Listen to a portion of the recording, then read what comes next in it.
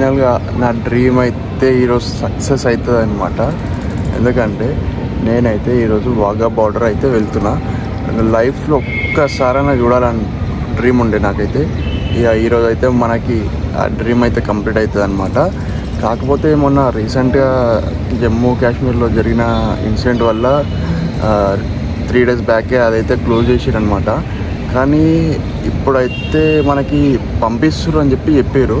ఇక నేనైతే వెళ్తున్నా ఈరోజు. ఒకవేళ కానీ యాక్టివిటీస్ జరిగితే మాత్రం ఒక్కొక్కరికి బూస్ బంప్స్ అనమాట. ఇక నేనైతే వెళ్ళి చూస్తా ఒకసారి. యాక్టివిటీస్ అయితే మన లక్ అనుకో, చూస్తే మాత్రం ఇక అసలు మైండ్ పనిచేయదు, అంత బాగుంటుంది. మీరు కూడా ఒకసారి వచ్చి ట్రై చేయండి.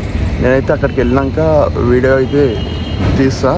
ఇప్పుడు మనం వాఘా బార్డర్ వెళ్తున్నాం కదా, ఇదే బస్సులో అయితే మనం పోవాలన్నమాట.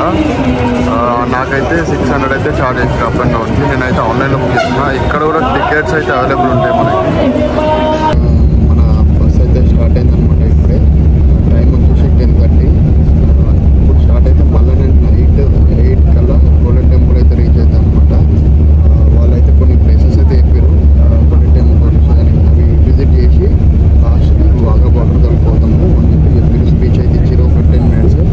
స్పీచ్ ఇన్న తర్వాత నేనైతే వీడియో రికార్డ్ చేస్తాను. ఎందుకంటే స్పీచ్ కూడా రికార్డ్ చేద్దాం అనుకున్నాను, కానీ వాళ్ళు వీడియో తీయలేదు. ఇది వచ్చేసి మొత్తం ఏసీ అనమాట.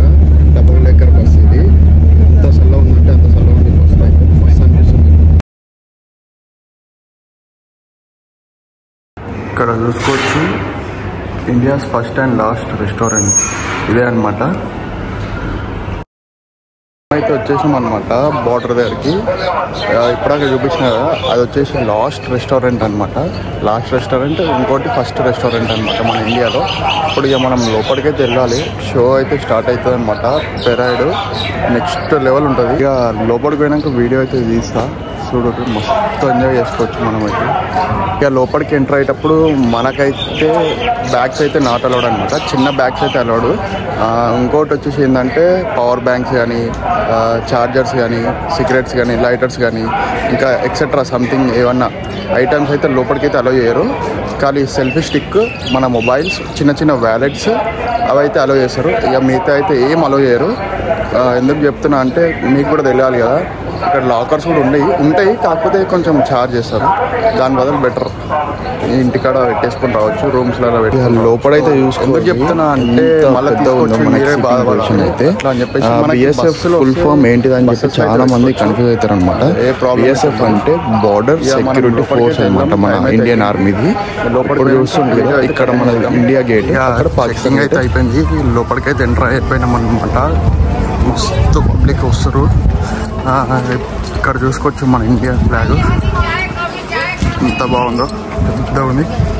లోపలికైతే ఎంట్రీ ఇచ్చేద్దాం మనం.